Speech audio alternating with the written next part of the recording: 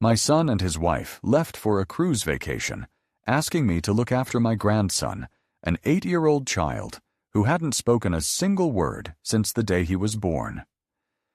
The instant the front door shut behind them, the boy went still, met my gaze directly, and spoke in a flawless, clear voice. "Grandpa, please, you can't drink that." Ice flooded my veins. Everything I thought I knew came crashing down. I had once been a warrior. Now I was heading back into battle.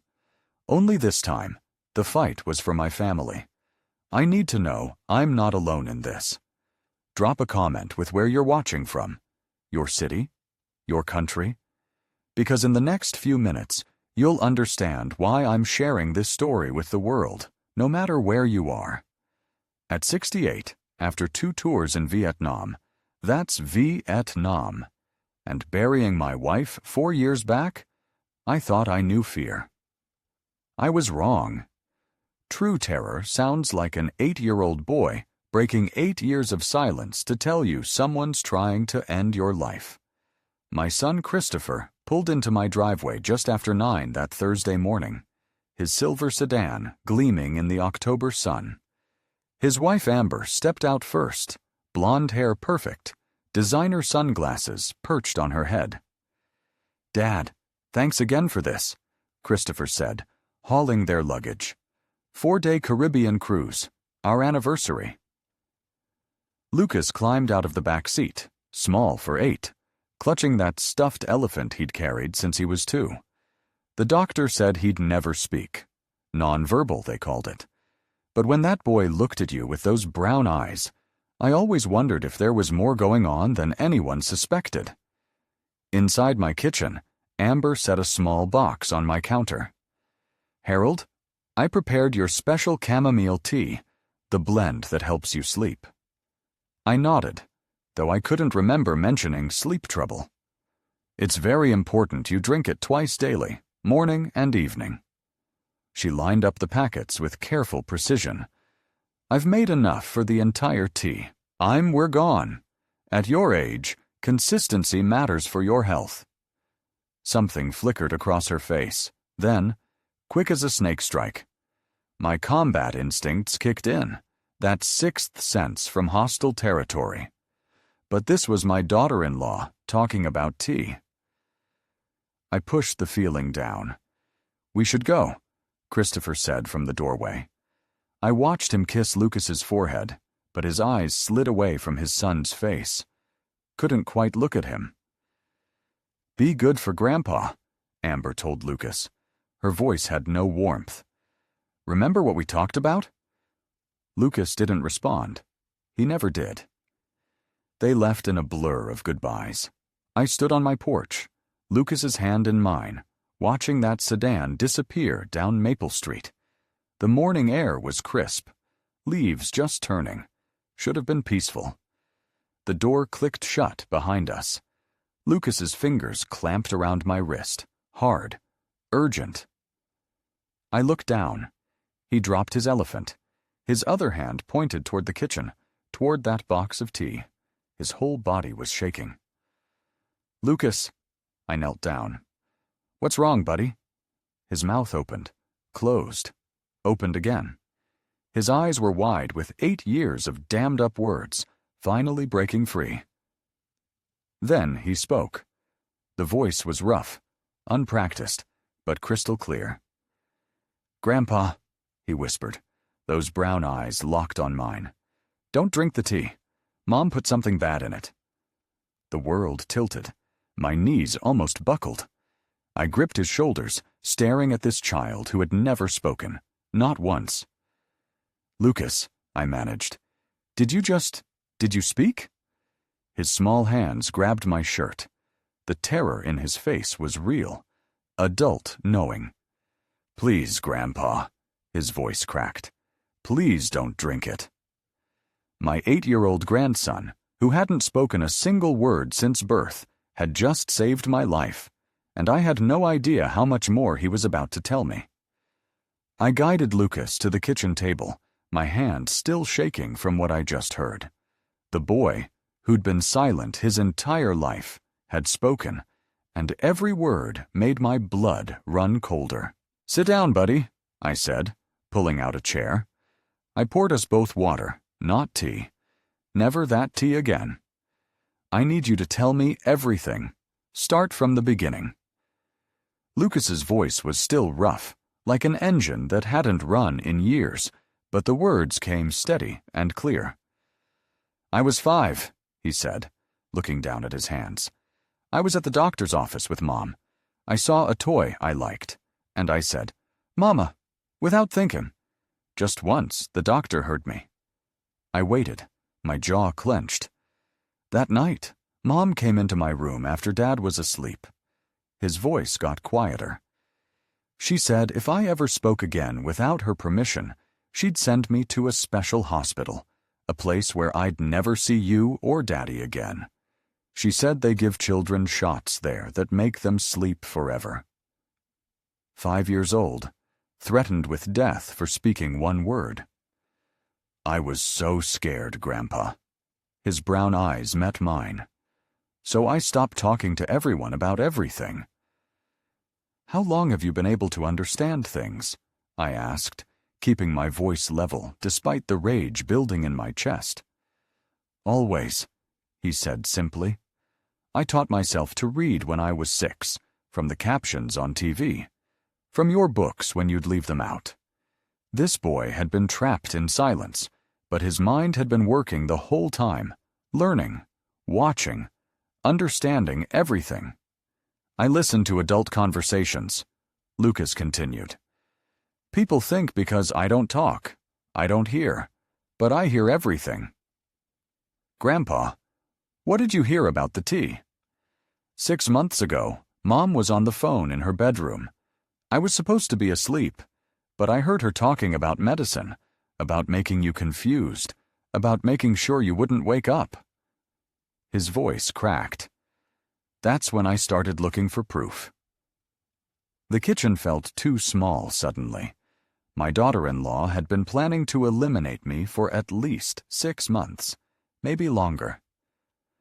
"Why didn't you tell me before?"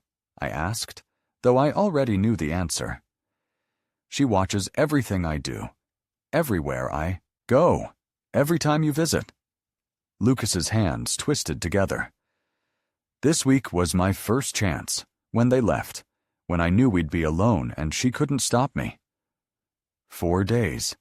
That's all the time we had before they came back, before Amber realized her plan had failed. "Grandpa," Lucas said, and something in his voice made me focus completely on him. I didn't just hear things. I kept papers, evidence. I've been hiding them where Mom would never think to look. What kind of papers? Her research about old people in medicine, about making people look sick when they're not, about, he paused, about making sure people don't wake up. My grandson had been gathering intelligence like a trained operative for months, maybe years, and he was 8 years old. "There's more," he added quietly. "Papers about me too, about why she hates me so much." I thought about Christopher's inability to look his son in the eye, about Amber's cold voice when she spoke to him. There were layers to this I hadn't even begun to understand. Lucas's small hand squeezed mine. "It's in my room, Grandpa. Everything she's been planning. Do you want to see it?" Lucas led me upstairs to his room, past the family photos lining the hallway. Pictures of Christopher's childhood, my wife Mary smiling in her garden, Lucas as a baby. Normal family memories hiding something rotten underneath. His room still had the dinosaur wallpaper I'd helped put up when he was 4. I'd thought bright colors might encourage him to communicate. Now, I knew he'd been communicating all along, just not out loud. But Lucas didn't go to his dresser. Instead, he knelt beside his wooden bed frame and slipped his small fingers into a gap beneath a floorboard he'd pried loose long ago. "Mom thinks I don't understand anything," Lucas whispered. "She used to leave these papers on her desk when it was just the 2 of us at home. She'd make me stand there and watch her work because she knew I couldn't tell anyone. Once she got an emergency, phone call, and forgot to take a yellow envelope with her to the bathroom. I took it. I knew if I took everything she'd notice, so I only took the most important pages and hid them here. He pulled out a thin stack of papers, folded small, to fit the gap. Mom tore the house apart looking for them, Lucas said, fear and pride mixing in his eyes. She even yelled at Dad for losing her documents, but she never suspected me. She called me a broken decoration in this house. My hands weren't steady as I unfolded those papers. The first document was a printout from a medical website, Signs of Elder Abuse and Neglect. Yellow highlighter marked specific sections: progressive memory loss, increased confusion and disorientation, changes in sleep patterns. Every symptom I'd been experiencing for the past 2 years. The second document made my stomach turn: medication interactions and elderly patients.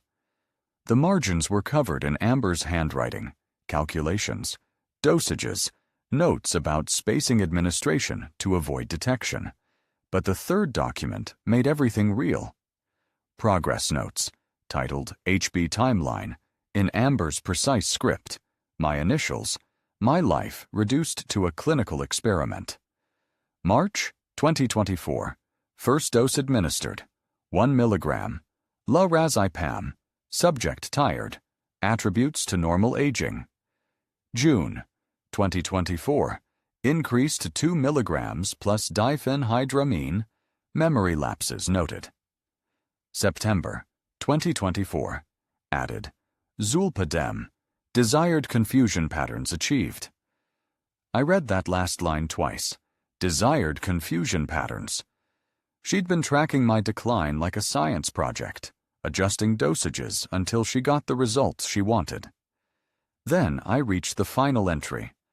October 10th, 2024. Just 4 days ago. Prepared concentrated doses for cruise week. Calculated amount should ensure permanent resolution within 48 to 72 hours of administration. My hand shook. Permanent resolution. That's how she described Endin, My life, like closing a business deal. Grandpa, Lucas said quietly, there's one more thing about why she hates me so much. He reached back into the floorboard hiding place and pulled out another paper from the very bottom. DNA paternity test results. Christopher Bennett, 0% probability of paternity. The room tilted. I read it again. 0%. I found it 2 years ago, Lucas whispered, tears starting down his cheeks. I'm not really your grandson, not by blood. That's why, Mom. I dropped the papers, pulled that boy into my arms so tight he gasped. Stop. My voice came out rougher than I intended. You listen to me, soldier. Blood doesn't make family. Love makes family. Honor makes family. I held him at arm's length so he could see my face, see that I meant every word. You are my grandson. That will never change, ever. Lucas buried his face in my shoulder and cried, 8 years of fear and silence finally breaking. I held him, this brave kid who'd been protecting both of us the only way he knew how. When he finally quieted, we sat together on his small bed. The papers lay on the floor, scattered like shrapnel, evidence of a 2-year plan to destroy me. Amber had been thorough, methodical. She'd thought of everything, except she didn't know Lucas could read. Didn't know he'd been watching, learning, stealing evidence from under her nose. Didn't know her victim had survived worse than her in the jungles of Southeast Asia. I held that boy close while fury burned through me. Amber thought she'd planned everything perfectly. She had no idea we were about to turn her own evidence against her. Downstairs in my kitchen, I spread those documents across the table like battle maps. Lucas watched, waiting for orders. This is war, I said. 3 phases: medical proof, document everything, trap her confession. Lucas nodded, sitting straighter, ready to fight. At 3:15, I called Dr. Mark Stevens. We'd been friends for 15 years. "Mark, I need emergency blood work today. Trust me. How soon can you get here?" 30 minutes. By 4 o'clock, a nurse was drawing blood. Mark stood in the doorway, concerned, but not pushing. "Results by tomorrow morning," he said. Back home by 5 o'clock, Lucas was studying those documents like battle plans. "Your mother's going to call tonight," I told him. "She always checks in on day 2, right?" He nodded. "She needs to think her plan is working. I need to convince her I'm confused, declining." We spent the next hour rehearsing. I practiced slurring words, repeating myself, forgetting things. Lucas corrected me when I wasn't convincing enough. "Sometimes appearing weak is the strongest position," I explained. "Let the enemy think they've won, then hit them from behind." The phone rang at exactly 8 o'clock. Predictable. "Amber," I answered, letting my voice sound tired. "Oh, hello, dear Harold. How are you feeling? How's Lucas?" I let silence stretch too long. "Lucas? Oh yes. Good boy. So quiet. Have you been eating properly?" "I think so. Though I can't remember if I gave the boy lunch today, did I?" Genuine confusion crept in. And this morning, I couldn't find my wallet. Across the table, Lucas gave me a thumbs up. "Oh my," Amber said. I heard the satisfaction she couldn't quite hide. "That does sound concerning. I've been so tired. Keep thinking I see Mary around the house." I let my words blur. "She was in the garden yesterday. Or was that? What day is today?" "Thursday, Harold.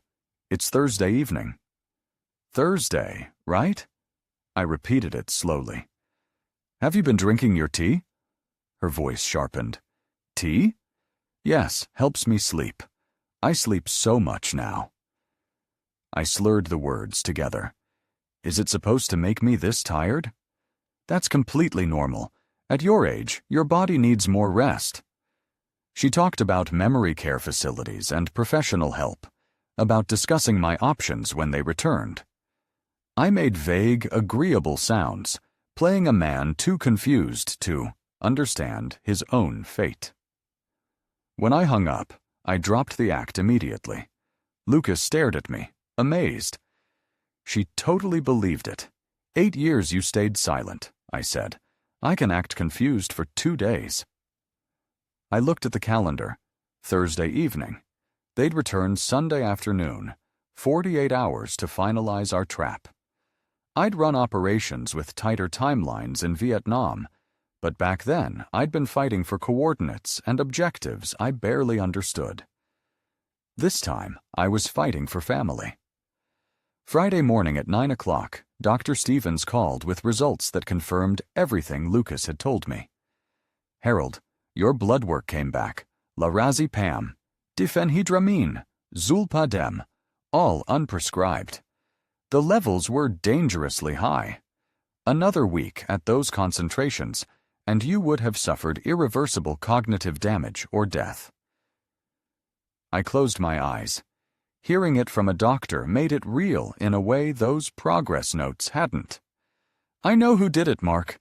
I need 24 hours to handle this my way." "Harold, you need to call the police right now. By Monday morning, you'll be testifying in court. I promise. But I need 1 more day." Silence. Then Mark sighed. 24 hours, not a minute more." At 11, I called Daniel Harper, my lawyer for 15 years. "Daniel, if I record someone without them knowing in Ohio, is it admissible in court?" A pause. "Yes, Ohio is a one-party consent state. As long as you're part of the conversation, it's completely legal." "Why?" "I'll need you Sunday evening around 6 o'clock." By 2 that afternoon, Lucas and I were at the electronics store on High Street. I bought a digital voice recorder, small enough to hide, but sensitive enough to catch every word, professional grade. We tested it in the parking lot. Lucas stood 15 feet away and spoke normally. When I played it back, every syllable came through crystal clear. That evening at my kitchen table, I laid out the plan step by step. The recorder would go behind the war histo, rye books on my living room shelf. Lucas would play quietly on the floor, silent and invisible, like Amber expected. When the moment came, when she'd said enough to condemn herself, he would stand up, walk to the shelf, take out the recorder, and speak. Lucas's hands twisted together. What if I'm too scared? What if I can't do it? I covered his hands with mine. You've been brave for 8 years, soldier. One more day, that's all I'm asking. Saturday morning, we tested the recorder repeatedly, checked the batteries, practiced placement until Lucas could do it smoothly. By afternoon, we ran full rehearsals. I practiced confusion, slurring words, and losing my train of thought. Lucas practiced staying silent and still. Then we switched roles. I can talk, Lucas said, his voice getting stronger with each repetition. I've always been able to talk. Mom made me too scared. Louder, I coached. Look straight at them. Every word matters. We rehearsed 5 times until his voice rang clear and confident. By evening, Lucas couldn't eat much dinner. His stomach was twisted with nerves. I told him stories from Vietnam to distract him, about soldiers younger than Christopher who'd found courage they didn't know they had. At bedtime, Lucas looked up from his pillow. Grandpa, what if everything goes wrong tomorrow? Then we adapt, but it won't. The truth is on our side, and we have the evidence to prove it. Lucas fell into fitful sleep. I didn't sleep at all. I sat in my chair looking at Mary's photograph on the mantel, thinking about family and betrayal. Tomorrow, Christopher and Amber would walk into an ambush. They just didn't know it yet. Sunday at 2 o'clock, I heard Christopher's car pull into the driveway. That familiar sound triggered something in me I hadn't felt since 1968, the hyper-focused calm before an ambush. Lucas and I exchanged one quick glance across the living room. His brown eyes were steady, ready. We'd rehearsed this moment for 2 days straight. I positioned myself in my armchair, slumped shoulders, hair uncombed, shirt buttoned wrong, one side hanging lower than the other. I'd even skipped shaving that morning. The mirror had shown me exactly what Amber wanted to see. A man falling apart. Lucas sat on the floor near my feet, action figures arranged around him. He gave me the smallest nod, then went perfectly still and silent, back to the role he'd played for 8 years. The front door opened. Harold, we're home. Amber's voice rang through the house, bright and false. She appeared in the living room doorway, tanned from 4 days in the Caribbean sun. Her eyes swept over me, taking in my disheveled appearance. For a split second, a flash of irritation crossed her face, as if she was surprised to find me still sitting upright in my chair instead of being rushed to the hospital. Then she arranged her face into concern. Oh, Harold, you poor thing. You look exhausted. Have you been taking care of yourself? I let my gaze wander like I was having trouble focusing. Amber, you're back. Was it? How long were you gone? 4 days, Harold. Just 4 days. I repeated it slowly. 4 days, right? Let confusion cloud my face. I've been so tired. Can't remember if Lucas ate breakfast this morning, or was that yesterday? Christopher came in behind her, carrying their luggage. When he saw me, all the color drained from his face. Dad, he said, his voice strained. Are you okay? Amber shot him a warning look, sharp, quick, then turned back to me with that sugar-sweet voice. He's just tired, Christopher. At his age, these things happen naturally. She settled onto my couch like she owned it, getting comfortable, confident. "Harold, have you been taking your tea? The special blend I prepared?" I nodded vaguely. "Tea? Yes, the tea helps. I sleep so much now, all the time sleeping."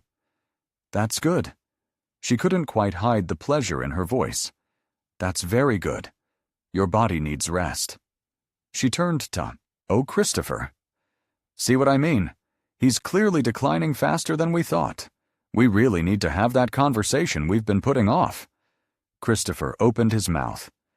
"Amber, maybe we should." "Christopher." She cut him off. Hard. Final. "Your father needs help. Professional help." She turned back to me, and now the mask was slipping. Now I could see what was really underneath. "Harold, how would you feel about a place where nurses could watch over you, where people could make sure you're safe?" I made my voice small, defeated. "I don't want to be trouble, a burden to you kids." "You're not a burden." The words were right, but the tone was all wrong. But nature takes its course. Some people your age simply fade faster than others, especially when they're not as sharp as they used to be. She was warming to her subject now, getting bolder. A memory care facility would be best for everyone. Then we could handle your affairs properly. The house, the finances, all those complicated things you don't need to worry about anymore. Christopher shifted uncomfortably in the doorway. "Amber." She ignored him completely. "Everything will be so much simpler," she continued almost to herself, "once the proper arrangements are made." The recorder behind those books on my shelf was catching every word, every cold calculation, every piece of evidence we needed. I sat there playing my part, the confused old man, the easy victim, letting her think she'd won. That's when Lucas stood up slowly, deliberately, and he didn't walk toward me. He walked toward the bookshelf. Amber's voice cut off mid-sentence. Lucas walked to the bookshelf, reached behind the old war books, pulled out the digital recorder, turned to face his mother, and spoke. "This has been recording since you walked in." Amber's face went white. "And I can talk," Lucas said, his voice clear and steady. "I have always been able to talk." Silence crashed through the room. Amber's mouth opened. "That is impossible. Witsuwijiwi are mute. The doctors." "The doctors you lied to," Lucas said. "I pretended because you said you would hurt Grandpa if I spoke." Christopher stared at his son, stunned. "You can, really?" I stood up, dropping the confused act entirely. The boy has been able to speak his entire life, just like I have been completely lucid for 5 days. Amber stumbled backward. "You are not confused." "Not even a little," I said coldly. "Turns out stopping your drug tea works wonders." "I do not know what you—" "Not I cut her off." I pulled the manila folder from beside the chair. "We have your documentation right here, your research, your drug studies, your progress notes." I read aloud, "October 10th, prepared concentrated doses for cruise week. Permanent resolution within 48 to 72 hours. I looked up. "That is how you described ending my life." Christopher's face drained of color. "Dad, no, she would not." "She has been poisoning me for 2 years," I said. "La razipam, diphenhydramine, zulpadem. Stevens ran a blood panel. It is all documented." "The recorder caught everything," I added. "Every word you said today." I reached into the folder again. "But you want to know the worst part? I found the DNA test, Amber." I held it up. "Lucas is not Christopher's biological son. You trapped my son with another man's child." Christopher's face told me he had known. Lucas stepped forward. "I found it 2 years ago. I know I am not really a Bennett." I turned to him, my voice firm. You are a Bennett soldier. Blood does not make family. Honor does. Amber's face twisted with rage. That bastard ruined everything. I never wanted him. She realized what she had just admitted. And you were supposed to fade away quietly. The tea was working until... She lunged toward Lucas. If you had just stayed silent. I moved on pure instinct, stepping between them and catching her wrist. Touch that boy, and it will be the last thing you do. Amber thrashed against my grip. Lee, to go. He is not even your real grandson. I held her with the same steady grip I had used to hold a rifle 50 years ago. That boy has more honor than you could have in 10 lifetimes. I looked at Lucas. Call 911, soldier. Attempted grievous bodily harm and elder abuse. Lucas ran to the kitchen phone. Christopher collapsed into the chair. Dad, I am sorry. I did not know she would actually. I thought she was just talking. You knew enough, I said. You knew about the boy. You knew she was doing something. You chose silence. She threatened divorce to take everything. I was trapped. So you let her silence your son for 8 years, poison your father. You became complicit. Lucas called from the kitchen. They are coming, Grandpa. 5 minutes. The sirens grew louder. Amber stopped struggling when she heard them. Lucas stood behind me, his hand gripping my shirt. We had survived, but looking at my son crumbled in that chair, the pain of that was almost equal to the betrayal.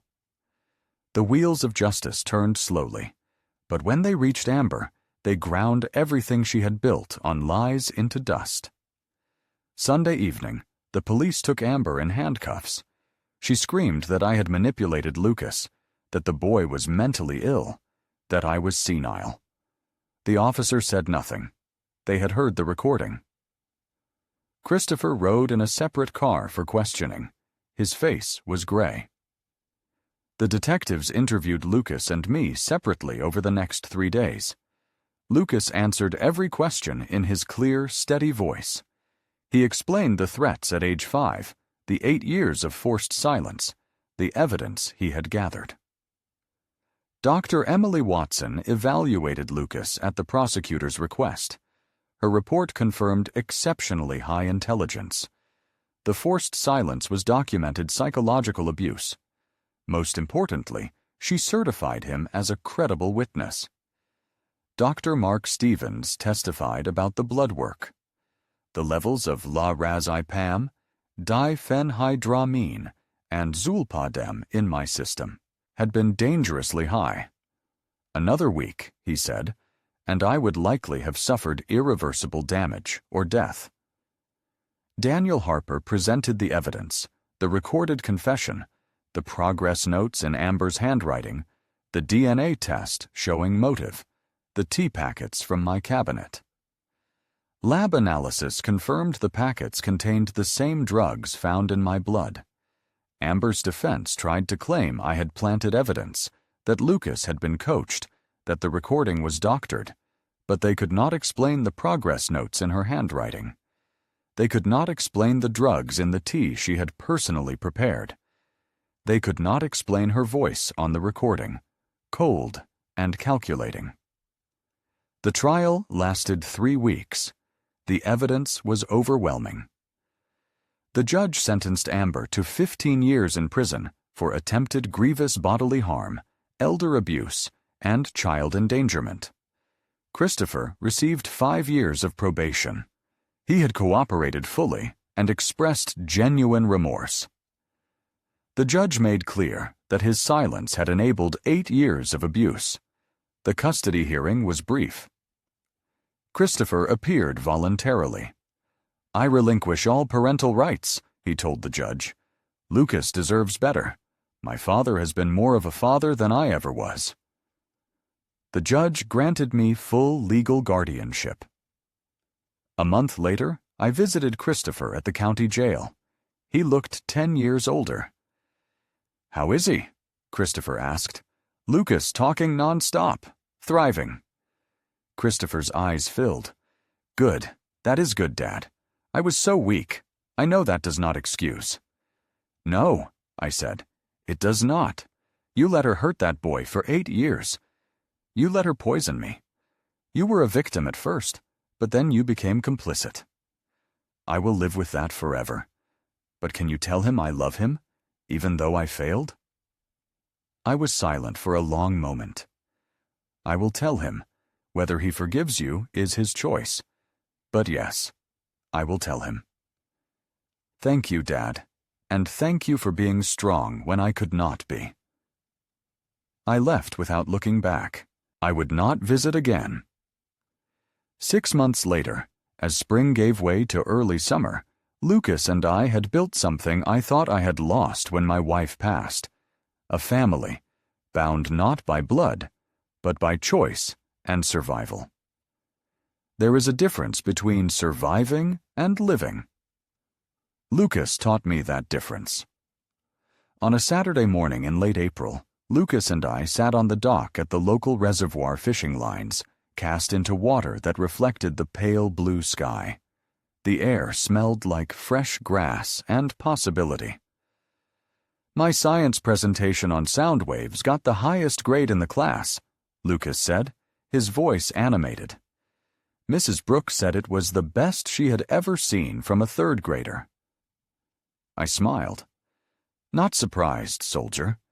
You're making up for lost time with that voice. Dr. Watson says I am progressing really well. She thinks I might be ready to skip ahead to 4th grade next year. Your grandmother would have been so proud, I said quietly. Bennetts have always been sharp. We sat in comfortable silence for a while, watching the lines, listening to the spring birds. Grandpa, Lucas's voice was softer now. Do you ever think about my biological father? I did not hesitate. No, because I am looking at my grandson right now, but we do not share blood. We share something stronger than blood, I said. Blood is an accident of birth.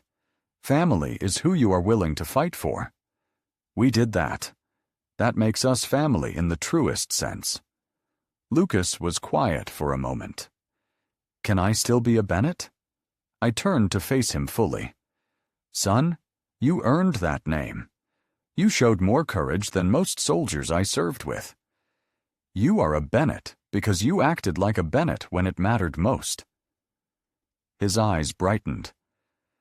I want to be like Dr. Watson when I grow up. Help kids who cannot speak because they are too scared. My throat tightened. You will do extraordinary things, Lucas. You understand them in a way no one else can. Do you think I can really do it? You survived 8 years and saved both our lives, I said. You can do anything. Lucas's fishing rod suddenly jerked hard. His eyes went wide. I got something. We both grabbed the rod, working together to reel in whatever he had hooked. The line fought back, bending the rod in a sharp arc. Easy now, I coached. Let it tire itself out first. After a minute of struggle, a small base broke the surface, twisting in the sunlight. Lucas laughed with pure joy, a sound I would never take for granted. We brought the fish to the dock, and I showed Lucas how to release it properly, supporting its weight in the water until it swam away. Grandpa, Lucas asked as we reset the lines, do you think Dad will ever visit? I considered the question carefully. I do not know. Your father is facing his own guilt. But we are okay. Better than okay. Yes, Lucas said simply. We are. The sun climbed higher. A breeze rippled across the water. Lucas hummed quietly as he watched his line, a sound he had been denied for 8 years. The army taught me about duty. My son taught me about disappointment. But Lucas taught me the real meaning of family, not who shares your blood, but who shares your battles. 2 weeks ago, Lucas had his first session with Dr. Watson, where he talked about wanting to help other children someday. She told me afterward that his empathy and insight were remarkable, that trauma, when survived, can become strength. Christopher sent a letter from jail. I have not opened it yet. Maybe I will. Maybe Lucas will want to read it someday, but that is a choice for another day. At 68, I found my purpose again, not as a soldier, not as a disappointed father, but as the grandfather of a boy who found his voice and saved both our lives. Some families are born. Ours was forged in battle, and that makes it unbreakable. Looking back at everything that happened, I want to share something with you. This true story is not just mine. It belongs to every grandparent who has ever felt powerless, every child who has ever been silenced. Don't be like I was.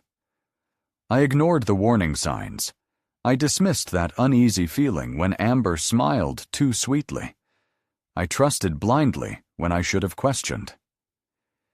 If you sense something is wrong with a loved one, especially an elderly parent or a quiet child, investigate immediately. Do not wait for proof to fall into your lap like it did for me. Thank God Lucas found the courage to speak. Thank God I had enough clarity left to listen. And thank God we had each other when everything fell apart. Without divine intervention and that boy's extraordinary bravery, I would not be here telling you this grandpa story. The lesson Lucas and I learned is this. Family is not about DNA. It is about who stands beside you when the battle comes. Blood may connect you by accident, but love and honor connect you by choice. We fought for each other. That made us unbreakable. If you are raising a grandchild, protecting an aging parent, or simply trying to hold your family together, know this: you are not alone. These grandpa stories matter. These true stories save lives. Lucas and I are proof that courage and truth can defeat even the darkest deception. So I ask you, have you ever suspected something was wrong but stayed silent? What would you have done in my situation? Please comment below and share your thoughts. If this story touched your heart, hit that subscribe button so you never miss another story like ours, and share this video with someone who needs to hear it, because sometimes the most important battles are fought inside our own homes. Thank you for listening. Stay vigilant, stay strong, and always choose love over silence.